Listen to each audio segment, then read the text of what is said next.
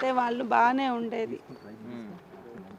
ఇంకా ఆయననే మా పెద్దక్క మా అక్క చనిపోయినప్పుడు ఆయననే ముందుబడి ఇక తల్లి లేదు కదా నేనే చేసుకుంటా అన్నట్టుగా చేసుకున్నాడు. ఆయన ఇష్టపూర్వకంగానే చేసినాము. పెళ్ళి కూడా మా అన్నయ్యని మా మేనమామని కాళ్ళు ఇట్లా మా వదినమ్మ ఆమె ఇద్దరు కలిసి మా చేతుల మీదనే మాకు కూడా మా బావ కూడా మీరే చేయాలమ్మా, మీ అక్క ఉంటే చేయకపోవా, మీరే చేయాలన్నట్టుగా ముందుబడి అన్నిట్లా మమ్మల్ని పిలిచి మేము మంచిగా మా బావ కూడా పెద్ద అదేం కాదు మంచోడే, పాప కూడా మంచిది. ఆయన కూడా అసలు ఏర్పడలే కానీ ఇట్లా చేస్తాడని మేము కూడా అనుకోలేదు. అంటే మరి మధ్యలో ఏమన్నా గొడవ ఏం లేదు. రీసెంట్గా పాప పుట్టినాక ఒక 1 month 15 daysకే ఇక బాలంతా అంటారు కదా అట్లా వాష్రూమ్కి వెళ్ళింది, కింద పడ్డది. కింద పడితే చెయ్యి ఇరిగితే సర్వం ఆయననే చేసిండు. అబద్ధం ఎందుకని ఆయన మీద మొత్తం పిల్లలకి డైపర్ కాంచి మొత్తం తనే చేసిండు. మా అల్లుడే ప్రవీణే చేసిండు. అది సడన్గా ఇప్పుడు ఇట్లా అయింది. మొన్న పాపకు అన్నప్రసరణ చేపిస్తామని వచ్చిండ్రు.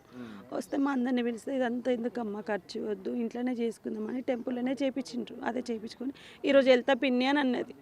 గతం ఇవాళ అనంత లోకాలకి వెళ్ళిపోయింది. అంటే ఏంది